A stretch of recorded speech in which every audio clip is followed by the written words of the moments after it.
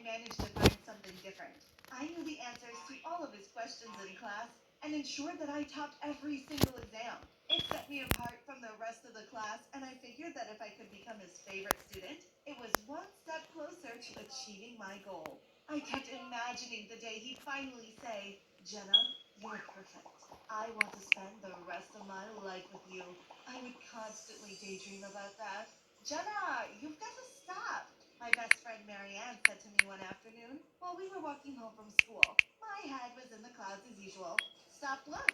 I replied. Your feelings towards Mr. Scott are just wrong. He's a teacher. He's much older than you. He'll never be interested in you the way you're interested in him. Besides, what's wrong with the boys at our school? You've changed so much and it worries me, she said. They're gross and immature. Mr. Scott is handsome, intelligent, and perfect. I think you're just jealous that I'm his favorite, I said. Marianne rolled her eyes and changed the topic. I started to think that she was a bit right, though. I had changed. I wasn't interested in hanging out with my friends anymore. During my free time, I did nothing but obsess over Mr. Scott. I avoided sleepovers, trips to the mall, and I even quit tennis. I love tennis, but not more than dreamy, perfect Mr. Scott. The saddest day of my life was the last day of middle school. I realized that I would be separated from my future husband because I'd be starting high school after summer. Oh, I wonder if I can find a way to stay here for one more year, I thought. But no, everyone would think I was stupid. I've got to find another way, I decided. I spent the summer stalking his Facebook, Instagram, and Twitter. I managed to bump into him a few times accidentally, but every time I returned home, I still felt the sinking feeling that I would be separated from him. Well, the summer zoomed by, and before I knew it, I was at high school surrounded by new, unfamiliar faces. At least Marianne was there. Regardless, I was having the worst day ever.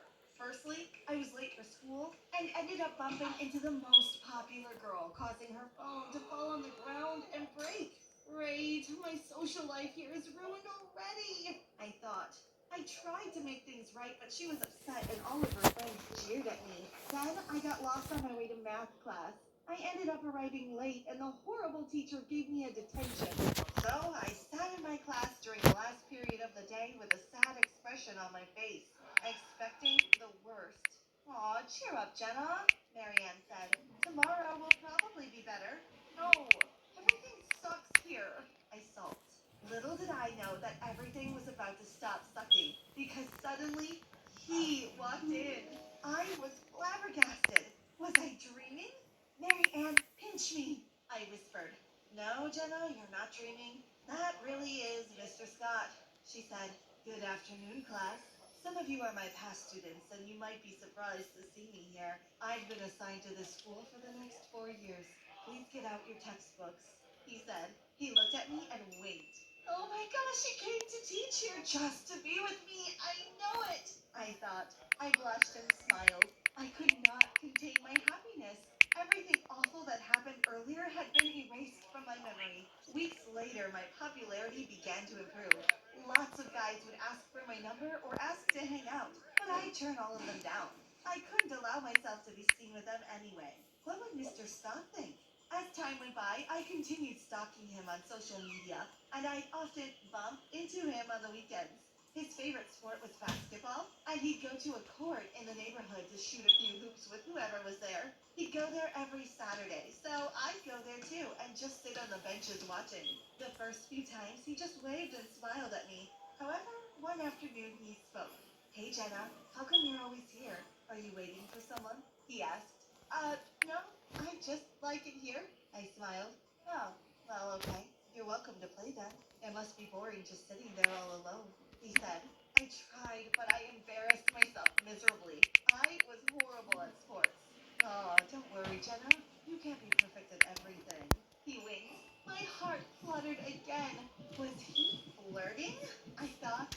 Anyway, I have to go, he said and sped off. This was the beginning of my disappointments with Mr. Scott. Every time I felt that we were about to get closer, he made some excuse to leave. The years passed, and I had gotten nowhere close to achieving my goal with him. In my final year of high school, I decided that I would need to be more assertive. I made up my mind to stay back after class after everyone had left, so I could reveal my true feelings to him. I walked up to him shyly. Hey, can I talk to you about something? I said. Sure, Jenna. What's up? By the way, great job on that last quiz.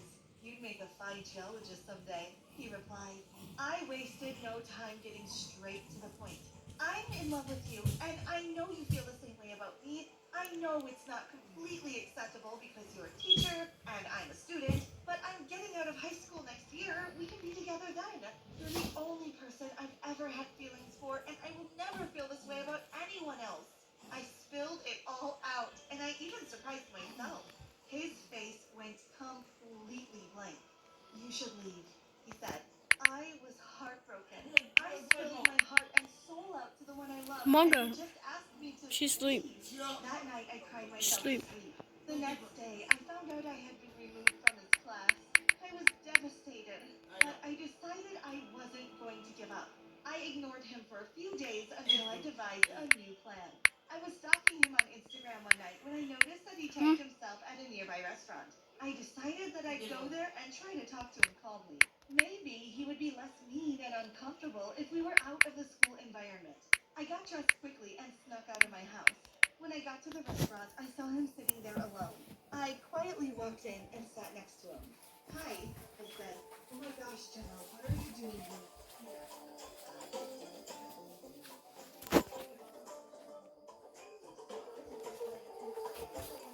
He said, listen, Jenna, I do not feel the same way you do.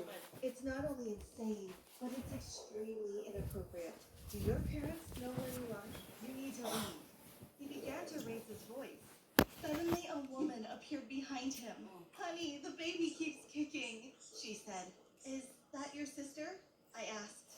No, Jenna. This is my girlfriend, Leah. She's the love of my life, and we're getting married soon.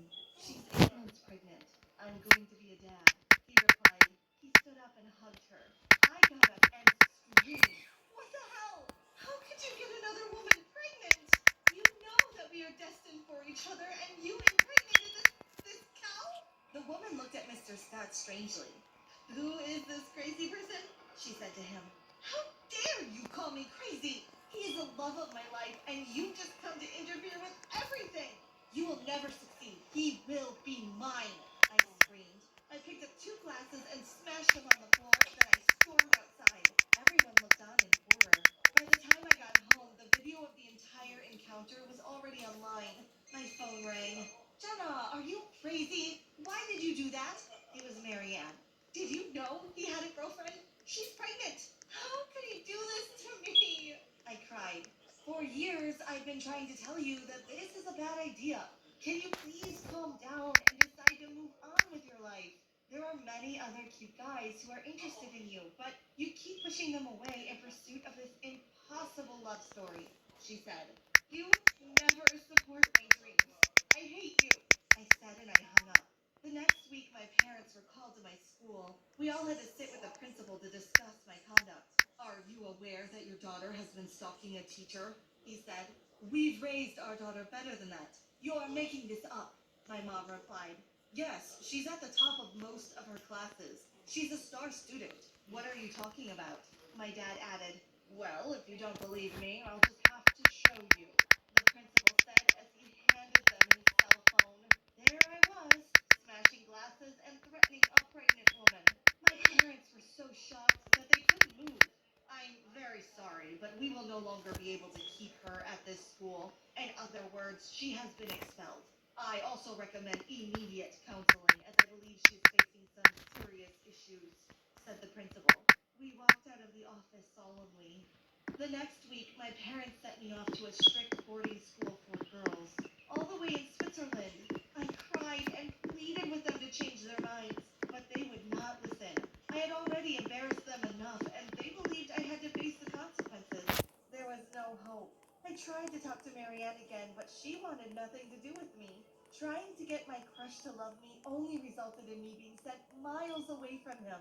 I was crushed. Not only that I would probably never see him again, but that another woman was going to enjoy a happy life with him. They would be starting a beautiful family, and I would be stuck here, all alone. I love to tell you how I finally managed to begin dating my long-term crush, Britta. You see, I'm not particularly shy, but when it came to Britta, I just lost my nerve.